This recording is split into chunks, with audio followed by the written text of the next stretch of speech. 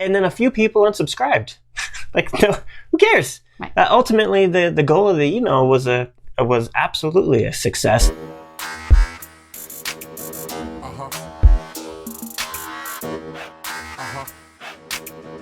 Hey, welcome to Smart AF. I'm your host, Torie Mathis. We have got a great show for you today, so let's get started. Hey guys, welcome to the show. I'm your host, Torie Mathis, and I'm here with the amazing founder of Miles Through Time Automotive Museum, Sean Mathis. That's me. How's it going? Good. So happy that you're back. I missed Sean for an episode. I was here solo. It's been a while. You know what's really funny? I had this client that we sent emails for, did a monthly newsletter for them, and they started to get people unsubscribing from their email list. And so you know what they did? Fired you. They canceled our services. They were like, we're not going to email anymore. I didn't really get fired. They were just like, we're not going to email anymore because a couple people unsubscribed. It wasn't even like crazy amounts of people. It was just like a few people unsubscribed. But yeah, you know, in email marketing, you know, what you should totally be doing for your business, you cannot hold your email list to be so precious and not want to let it go. Because you know what? Some people will sign up for your email list and they'll no longer need your services, or they're just busy and don't want a whole bunch of emails or whatever. Maybe your business is a one-time purchase deal and that was it. But that's okay. That doesn't mean stop emailing everybody else. Like, unsubscribes are just part of the game. So there are just some really big email marketing mistakes that I see some businesses make. And yeah, number one is unsubscribes. And in saying that, though, that means you need to be using an email service that enables your people to unsubscribe. Because if you're just bulk emailing them, that's illegal, right? It is illegal. It's illegal. Plus, you're not giving anybody an option to get out of that. Now you're just straight up spamming them, and they can't do anything about it until your whole account gets closed down. In which case, you're going to have much larger problems. Yeah, the Canned Spam Act meant that was a law that came out that means, and one of the things is it's to get rid of people spamming, kind of like, you know, calling your phone all the time. Like there was like a do not call list. Like these things kind of evolve after people start abusing them, and email was one of them. And so some of the things that are part of this law is that you have to allow people to unsubscribe. You have to have a valid email address, like a physical address on every single email, because it shows that you're an actual business. There's a couple other things, and you can Google Canned Spam Act and see kind of what's all involved in there. But the best way to do this, like, you need to use an email service provider. Which then gives you analytics, which, I mean, it's fascinating. Like, that's what you want. If you're gonna do this at all, which you should, you're gonna want to be able to see, you know, who's opened your email and how many. Like, just there's all kinds of stuff that you can see that's fascinating. Well, there's been some emails, right, that you've sent out that you've been like, holy crap, like it's an amazing open rate that you would have never known if you didn't know that. And just that open rate, you know, like, what's an amazing number? It's still like half. It's only half of the people that email gets sent to. If I can get half of them to open it, you're like, holy shit, that's a lot of people. It's never more than that. I think the highest I got was when we did the Guinness record, and that was when people were actually, you know, they needed to open these emails to be a part of it and all that. And that we still only just barely breached 70%. I think it was like 72, 73, something like that. So even that, these people signed their cars up to participate in this event where they knew they were getting important information emailed to them, and they still didn't open it. So, I mean, that tells you right there that, like, people are they're gonna not open your emails, or they're gonna unsubscribe. And ultimately, you need to realize, like, that is okay. It is absolutely okay if they don't want to open your email. People are busy. You know, and it ultimately doesn't matter, because some people will open your email, and that's the win. Yeah, some people will purchase from those emails. I mean, who knows what kind of positive actions are going to happen per email versus a handful of people unsubscribing. For Miles Through Time, I've sent an email out where we were we were needing funds to help complete some of the exhibits that we were building. And so it was just an email going, hey, this is what's going on with the museum.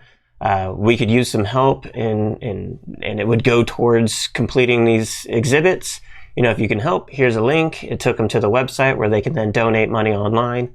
I had a couple people email me, where can I send a check? I had a few other people that actually filled out the thing online that gave money. That was linked from the email? That was linked. Okay. And then there was just a lot of people that went to the website, so I could see that traffic went way up. And then a few people unsubscribed. No, who cares? Right. Ultimately, the goal of the email was absolutely a success that without that email, never would have been able to raise any funds. And now you know that it's okay to send emails like that, and that people do respond and people do care. But what are you going to do? Oh, my precious email list. I can't send an email because somebody might unsubscribe. And you'll see as you email people, you will wind up getting a core group of people that will almost always reply to the email. Emails that aren't needed to have any kind of replies, they'll be like, great, thanks, or whatever the case may be. And that's it, which is fine. But even that, like the comparison between the people that do that and the people that actually open it, and then you can see how many people click on things that are in there. And then, I think, I don't know if there's an email I've ever sent that at least one person hasn't unsubscribed. What's annoying that you've got to get over is that people will spam you. Yeah. So your customers, if you've got their email and you're sending them something, they have 3 options: open it, read it, and enjoy it, unsubscribe, or spam your ass. The spam, unless you really did spam them, drives me absolutely nuts. Because they should be able to unsubscribe and it's done. But the minute they spam you, it's basically a hit against you that doesn't look good. Now, in the scheme of things, probably isn't going to matter because they're random. But if you really did, that's where if you really did start just adding a bunch of emails that they did not. Right. Okay. So let's back up here with the spam, because there's 2 things going on there. And the first one is, in order to have an actual email list, people have to opt in, again with the whole legal thing, and allow you to email them. Meaning you can't just go on LinkedIn and go find everybody's email that you think might be a client of yours, stick it in your email list, and start emailing them. Which happens often because I get a shit ton of emails still, and I'm like, how do they have my email? And I look, and it'll be info@milesthroughtime.com, or it'll be, info@lakesharkmedia.com, and those are the email addresses that are on our websites that they've just scraped them. Maybe they're potential customers, and we get sent stuff. So, and you'll notice that a lot of the times that you get emails from that, they're from Gmail accounts, because they know it's wrong and they don't want their actual email address to be flagged for spamming people. And so you really if you're going to get all these unsubscribes and stuff, if your list is of actual people that opted in, you probably will get less unsubscribes and less of these spams. But they're not going to go away. You will always get people that are, as long as the list is always growing, you will always get people to unsubscribe. Mm-hmm. So some of the ways to grow your list would be to ask your current customers or customers that you have to be added to your client list. You are allowed to do that. You can also have some type of lead magnet on your website that maybe has a special or a booklet or a coupon, or you're giving somebody something in exchange for an email address. Some people run contests, which could be good as long as the contest prize is something that only your type of clients would want. I see a lot of customers, or a lot of our customers, our business customers, do an iPad giveaway on Facebook. Everybody and their mom wants an iPad for free. Everybody and their mom are not your target market. So if you're trying to grow your list with some type of contest, giving something out that is just general to everybody might not be the very best thing. What are some of the things that you've done that you think have grown your list the best? I think the pop-up for Miles Through Time is probably one of the greatest things, because at that point they've somehow found out about the museum. They're able to then get their interest piqued enough that that little pop-up or something that says there's a sidebar sign-up sheet as well, sign-up form that lets them know, if they put their email in there, they'll stay up to date about whatever's going on with the museum, and that seems to work pretty well. And then I'll wind up doing stuff where only if they get that email will they get certain things. Like the last one I sent out, leave a review, and it gave them an opportunity to win a season pass and t-shirt or something. And so a bunch of people did that, and I told them specifically in the email that this was only going to be for the people that read the email, meaning nobody on social media or anything was going to know about it. And yet, in the sense that they weren't going to be qualified for it. Once the contest was over, I did then let people know on social media that was something that we had done. For email subscribers only? For email subscribers only, which then made it so that, hey, maybe they should be a part of that list as well to get given those same opportunities. I also tell people that email will be the first place. If it's like a major thing with the museum that I will share everywhere, I will always try to make it email first so they get a priority announcement to it, just to make them feel, more a part of the establishment. And I know it probably doesn't pertain to every single business, but the museum's a bit unique in that I really want people to take ownership in the entire thing. And being a part of the newsletter and being one of the first to know gives them that kind of importance factor that I think they appreciate. Well, you're the type of business that gets a lot of phone calls also. So I noticed that you do every once in a while. I hear you on the phone and you tell people, like, if you want to know what's going on or you want to hear when things, sign up for the email, follow us on social. And so you're directing people towards that as well. Right. And I do that in person to visitors because, again, it's something that's constantly changing. We do have big car show and various events that's how they're going to know. Plus, not everybody is on social media. But damn near everyone's got an email at this point. I know 90-year-olds that they have an email address. Maybe they check it once a week, but that's more than the 0% they're on social media. And I think even if you had, even if you're just a restaurant or, any other business, like you will benefit from contacting your customers via email. And I think you just got to kind of try different things. Like if you didn't try the pop-up, you wouldn't have known if it worked. If you didn't try telling people on the phone, you wouldn't know if it worked. So don't be afraid to try different things. I know for my website, for TorieMathis.com, we have lots of little different guides. You have a couple magazines on there that you can get for free. And those are the best ones for me. But whatever your business is, you just got to try different things and not be afraid of trying. One of the easiest things to do, it would be to ask a customer, especially because again, knowledge is sometimes, you have too much knowledge, like we just said in business, that it's hard for you to think outside what your customers might, ask or not know, right? So with saying that, ask one of your customers, what questions would you have that you want to know that as a business you can totally provide, and then send out the answers. Email the answers. Your customers are asking these questions. Give them the answers, and don't do it so frequently that it's, you're going to force them to unsubscribe because it's annoying. Yeah. But do it often enough that they're they want to, open that email every so often because it is it is something they're curious about, and they know if they open it, you're going to give them an answer. Yes. So you definitely don't want to not email your list, because once you do, people are going to be like, who the hell is this? And they're going to unsubscribe, right? So you do want to do it often enough so that they remember who you are. And you don't want to be like, buy my shit. Because if you always do that, they're going to unsubscribe. I would too.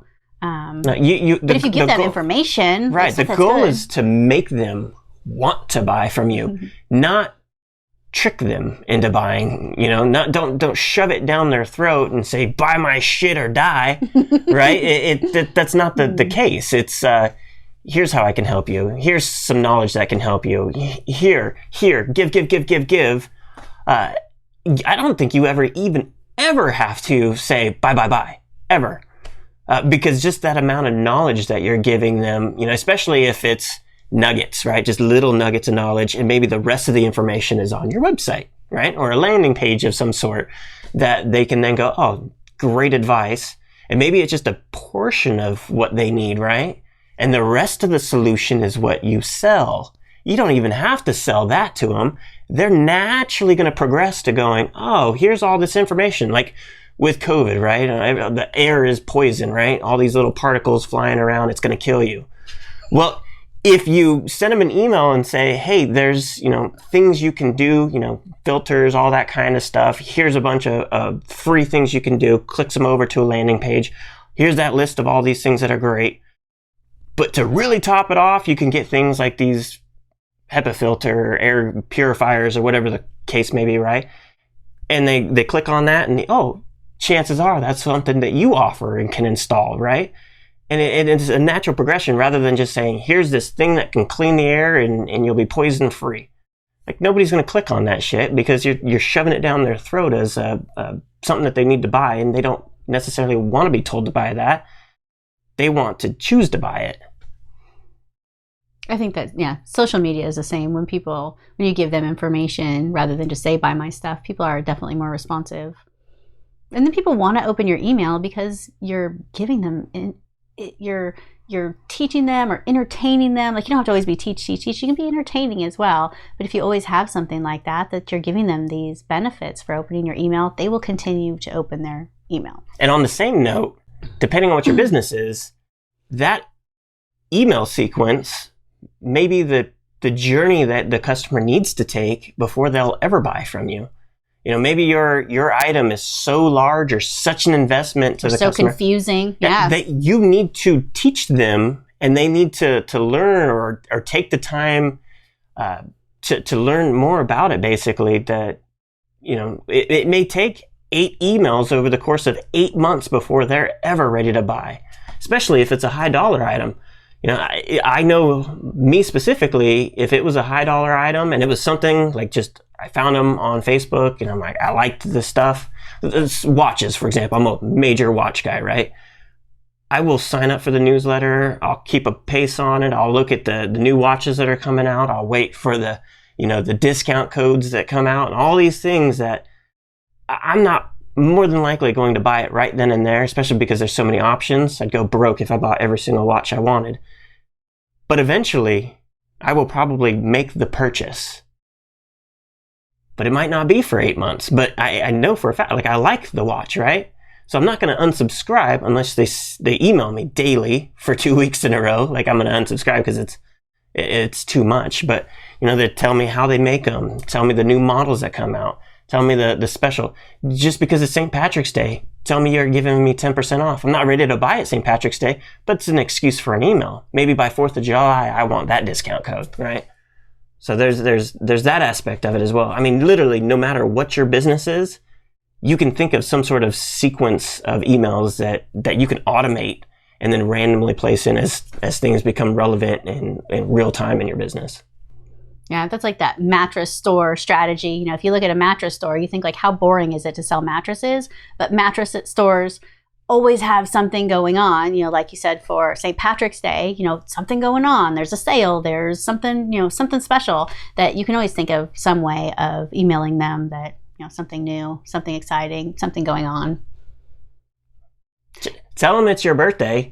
Open your email. You can literally try every angle of everything and keep trying stuff and go back and look at the analytics, especially if you use something like what we do on Kartra, and we'll have the link in the description below this episode. You can see what's working, what's not working based on that specific email you sent. So if you go back and look, hey, that last email, you wrote it, you're super proud of it, nobody opened it, it sucked, right? Versus one that you didn't even realize was that good, but it was that appealing to your audience that now at least where before you would have thought that was the garbage email, but it wasn't. It was the one that you thought was good. And the only way you can ever know that kind of stuff is by looking at the analytics behind the scenes. And that's how you're really going to be able to hone in that audience. And again, don't be afraid when they unsubscribe. It's okay. Well, I know you had a few unsubscribes and some spam complaints quite a while ago, and I asked you if you had like an onboarding sequence, which you didn't have set up. So you set that up, a couple emails for every single person when they're brand new, because when Sean sends out emails, he sends them out from, Sean Mathis at Miles Through Time. Well, if somebody signed up at Miles Through Time and then they didn't realize who Sean Mathis was, they could be like, who's this guy? Unsubscribe. Or who's this guy? Spam. But if once he set up the emails that tell about the museum and say who Sean Mathis is, and this is my story, then they have a connection to you and they're going to remember your name and not just Miles Through Time, which I think is a really great way to build that relationship and build that trust that people want to do business with you or want to know more. And so that kind of helped your spam and unsubscribes, didn't it? For sure. Yeah. I mean, because again, they're putting their email in there. I'm not doing it. So if the automation sequence automatically sends them a welcome email, there's the first email. They know it's working. They're going to come. And then over the course of a couple weeks, they're going to know who I am. They're going to know how the museum was founded. They're going to know all these different things that when they get my one-off email that I send out to everybody, it's not a surprise. They know me already. And at this point, I've got a lot of people that look forward to my. There's people that on my email list that live on the other side of the country. They may never go into the museum, but who knows what could happen still. I'll take it. And some of those people are the ones that email me back. Great, when I'm over there, I'll make sure I stop by. Yeah, I think every business can, add a little bit of personality.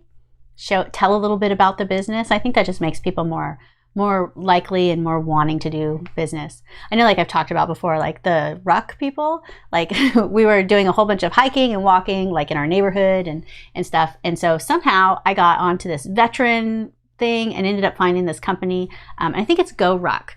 And I signed up for their email list. Their onboarding sequence was fantastic. I still have not bought one of these, ruck bags. Haven't unsubscribed though either. No, because the emails are so good. Like every single time they tell me things that they have on sale. Like they always have stuff on sale. They always, the mattress store, they always have something going on. But they give some really good information. They use pictures. It feels pretty cohesive. Like they're really good at being consistent about like what they're doing. So it's not like every time they're thinking up of some new concept, they stick with the same type of style and pictures and things like that, which I think helps with that brand cohesiveness and builds that trust and stuff. Like I don't think I would unsubscribe. Like I really look forward to getting their emails. And if I did want to buy a ruck, like they would definitely be the ones that I would do. But I think it humanizes the business, right? It does. They do a really cute thing where like the dog, they have like this lab, this brown lab that's like at the bottom of every single email. And he's got, I don't know if he's CFO or he's something from the company. And it's got like a cute little message from him and a picture of him. And it just gives it like that little something that I'm like, oh, like I like getting their emails because, and I'm probably not their main, target market, right? It's probably like a bunch of military dudes. Yet they still have like that little thing that just makes it, like to me, I think it's cute. And it makes me like them even more. Showing that little bit of personality in emails. Like an email that I signed up for randomly, however many, like, man, that's like 2 years ago. And I guarantee that if they opened up their analytics in their email, they're still getting a ton of unsubscribes and they're probably getting a bunch of spams as well. It doesn't stop them from emailing. They still email. Not too much, not too little, just enough to keep you top of mind. I think once a month is okay. I think twice a month is probably better. I think it matters for like what kind of business people are in. How often do you email? I try to do it a couple times a month. A couple times a month. So we have clients that we email for. Like I have one that emails every single day. And every single day, there are unsubscribes. Every single day, there are spam things, but the core of the people that open his emails that are like just these mega fans of his, like they eat it up. And so for him and the direction that he's trying to go, like that's totally worth it to get however many unsubscribes or however many spams, because that's just who he's decided that he's going to be. And we're at like almost 2 years of emailing every single day. That's crazy. Yeah.